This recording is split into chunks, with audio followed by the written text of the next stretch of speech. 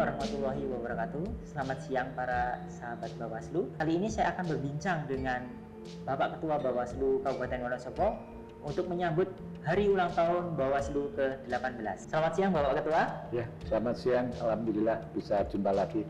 Ya Pak, siap. Kali ini kita berjumpa dalam memperingati Hari Ulang Tahun yang ke-18 Bapak Ketua. Ya.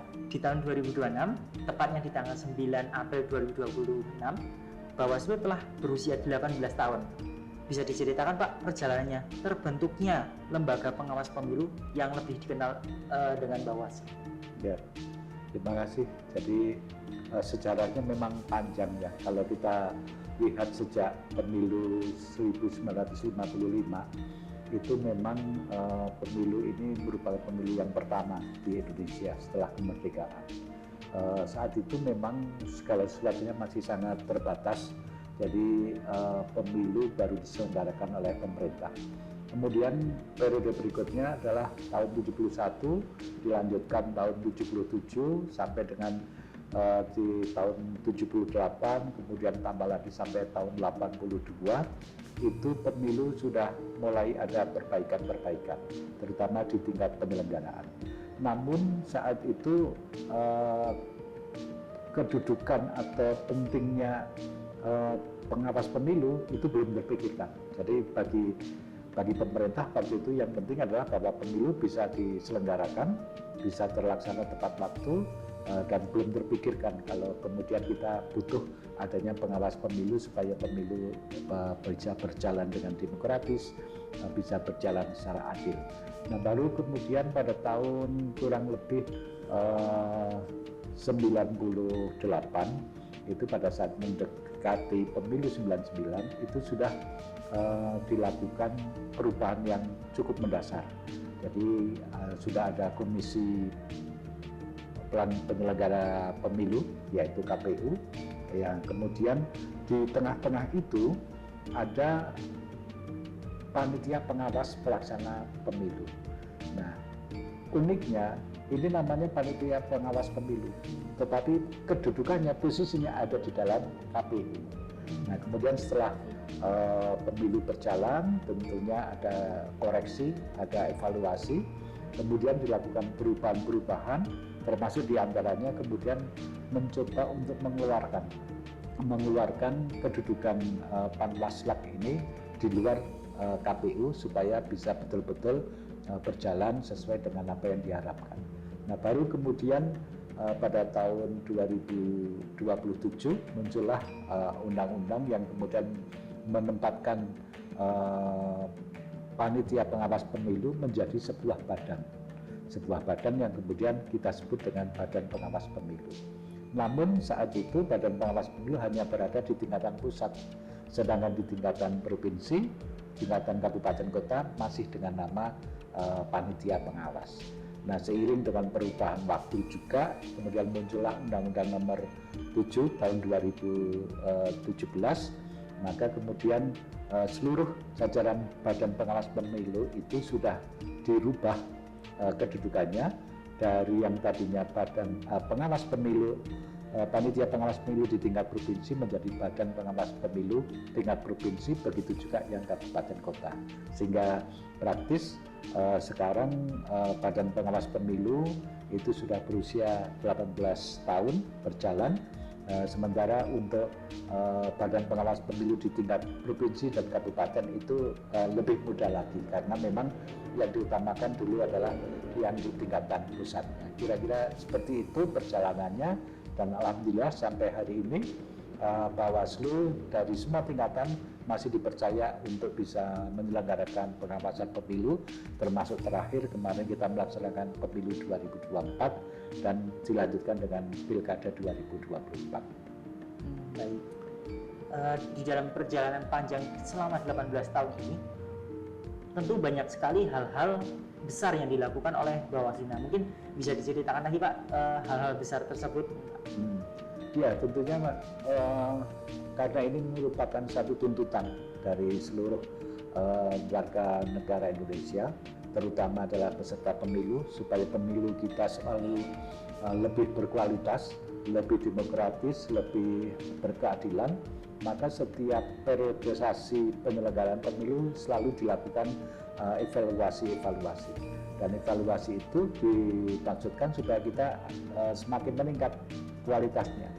Nah, tentunya di sini kita bisa mencatat bahwa ketika kita sudah memiliki Badan Pengawas Pemilu, maka ini menjadi salah satu lembaga Badan Pengawas Pemilu yang masih bisa terhitung baru di dunia ini. Hanya ada beberapa negara yang punya Badan Pengawas Pemilu, satu di antaranya adalah Indonesia. Belum banyak negara-negara di dunia ini yang memiliki Badan Pengawas Pemilu.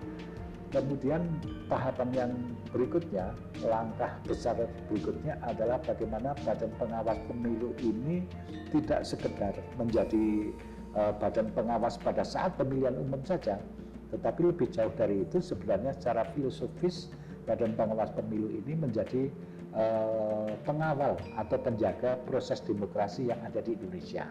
Sehingga kemudian kita bisa tahu bahwa Badan Pengawas Pemilu ini bekerja 5 tahun. Jadi sekalipun tidak ada pemilu sudah kita selesaikan, pilkada sudah kita selesaikan, kita masih bisa bekerja. Apa yang dikerjakan? Yang dikerjakan diantaranya adalah menata organisasinya, kemudian juga melakukan upaya pendidikan politik kepada masyarakat supaya tingkat partisipasi masyarakat semakin tinggi, kemudian keinginan masyarakat untuk bisa sama-sama mengawasi pemilu supaya makin demokratis itu juga semakin tinggi. Nah, ini merupakan satu langkah besar kita. Nah, kemudian yang terakhir yang baru saja kita lalui bersama, bahwa proses pengawasan pemilu yang dilakukan oleh Bawaslu ini sudah merupakan satu perubahan yang cukup signifikan. Kalau dulu itu penindakan itu menjadi sebuah mahkota dalam proses pengawasan pemilu, sekarang dirubah, paradigmanya dirubah. Bawaslu tidak lagi sekedar mengandalkan penindakan, karena penindakan itu tidak akan bisa berjalan efektif manakala kita belum melakukan upaya pencegahan.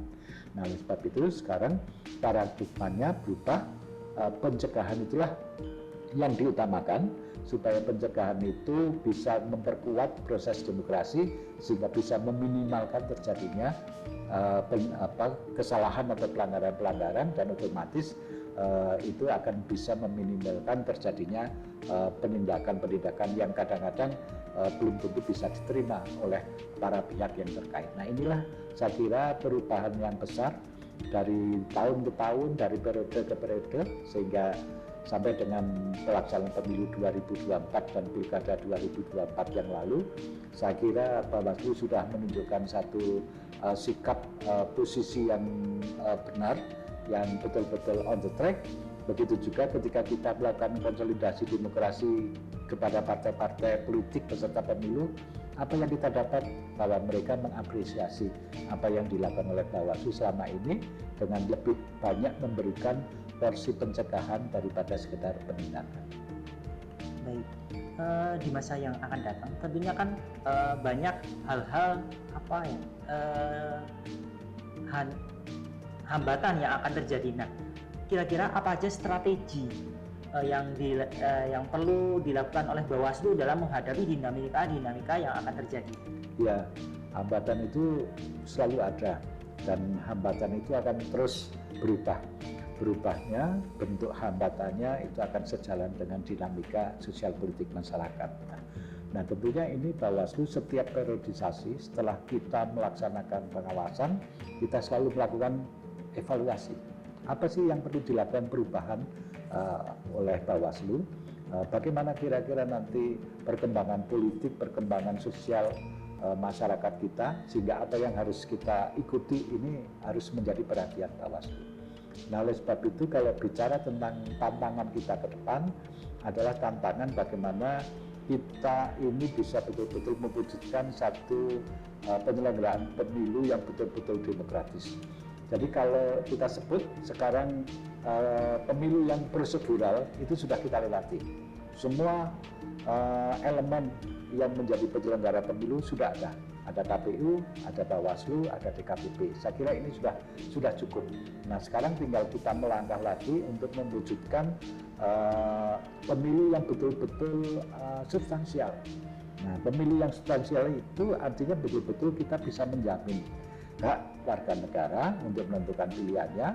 Kita menjamin peserta pemilu itu bisa mengikuti kegiatan kontestasi dengan sebaik-baiknya, dan kita menjamin kejujuran, independensi, kemudian juga menjamin bahwa tidak ada manipulasi dalam segala bentuk. Nah, inilah yang menjadi tantangan kita. Masalah kita tingkat pendidikannya semakin tinggi, tentunya akan semakin kritis. Nah, ketika semakin kritis, maka pasti akan semakin banyak juga sorotan, baik itu kepada KPU maupun kepada Bawaslu, maupun juga kepada peserta pemilu. Nah, inilah yang mestinya harus ditangkap. Oleh sebab itu Bawaslu khususnya Kabupaten Wonosobo terus-menerus melakukan penataan dari dalam kita mulai, kemudian konsolidasi keluar kita juga laksanakan, sehingga di dalam kita akan memiliki organisasi Bawaslu yang kuat, SDM-nya yang tangguh, yang profesional. Keluar kita bisa bersinergi, bisa saling belajar bersama, saling memahami satu dengan yang lain, terutama terhadap peserta pemilu, sehingga antara peserta pemilu dengan pengawas pemilu itu sudah klop, pandangannya sama, tidak ada pandangan yang salah. Yang kemarin-kemarin kan peserta pemilu kadang-kadang memandang sebelah mata, ini Bawaslu ini cuma mengganggu kebutuhan mereka, padahal sebenarnya bukan begitu. Nah, begitu juga kami juga menyadari betul bahwa ternyata banyak peserta pemilu yang sebelumnya itu kurang memahami peraturannya seperti apa, mekanismenya seperti apa. Nah, ini menjadi tantangan bagi Bawaslu. Lebih baik Bawaslu itu memberikan satu pengetahuan, transfer knowledge kepada peserta pemilu, supaya peserta pemilu tahu betul, regulasinya seperti ini. Kalau regulasinya seperti ini, maka dia pasti akan melakukan satu langkah hati-hati, sehingga di dalam pelaksanaan kontestasi tidak banyak mengalami pelanggaran-pelanggaran. Nah, inilah saya kira satu tantangan besar yang insya Allah sudah mulai dilakukan oleh teman-teman di Bawaslu Kabupaten Wonosobo. Mudah-mudahan nanti sampai dengan masuk pada persiapan tahapan pemilu selanjutnya kita sudah siap. Baik, terakhir Bapak, di kesempatan yang sangat membahagiakan ini, apa pesan-pesan dalam menyambut hari ulang tahun Bawaslu yang ke-18, Bapak? Ya, jadi alhamdulillah kami di Wonosobo selama ini sudah bisa melaksanakan tugas pengawasan dengan optimal mungkin, sesuai dengan apa yang menjadi garis ketentuan bagi Bawaslu. Kami harus independen, kami harus profesional, insya Allah sudah kami lakukan. Nah, tentunya kami mengucapkan terima kasih kepada seluruh warga masyarakat Kabupaten Wonosobo dan juga para pimpinan partai politik di Kabupaten Wonosobo yang selama ini sudah menunjukkan satu hubungan kerjasama yang bagus. Jadi selama ini tugas-tugas Bawaslu bisa bersama-sama dengan pimpinan partai politik dengan baik, seiring sejalan, sehingga selama 2 kali proses kita pemilu legislatif, pilihan presiden, dilanjutkan dengan pilihan kepala daerah, alhamdulillah semuanya bisa berjalan damai, berjalan dengan baik. Kalau toh misalnya ada pelanggaran yang sudah kami lakukan penindakan, ya jumlahnya, intensitasnya jauh berkurang dibandingkan sebelumnya. Nah, ini menunjukkan bahwa para peserta pemilu sudah semakin tahu apa yang menjadi hak mereka, apa yang menjadi rambu-rambu bagi mereka. Begitu juga ini berarti bahwa Bawaslu sudah semakin paham apa sih yang menjadi tugas dan kewenangan Bawaslu, sehingga ini ketemu, maka alhamdulillah pemilu berjalan dengan baik. Semoga ke depan pemilu yang akan datang Bawaslu akan bisa menjamin pelaksanaan pemilu supaya lebih demokratis lagi, lebih baik lagi, sehingga nanti akan bisa menghasilkan para pimpinan baik di tingkat nasional maupun di daerah yang hebat dan bisa segera mensejahterakan masyarakat, sehingga tujuan demokrasi yaitu kesejahteraan masyarakat bisa tercapai. Terima kasih Bapak Ketua atas pesan-pesan dan kesan-kesannya, terutama dalam perjalanan Bawaslu. Atas waktunya juga kami ucapkan terima kasih Bapak Ketua. Ya. Baik, kami ucapkan terima kasih kepada audiens dan kami ucapkan 18 tahun Bawaslu mengawasi tanpa kompromi, menjaga demokrasi sepenuh hati. Terima kasih.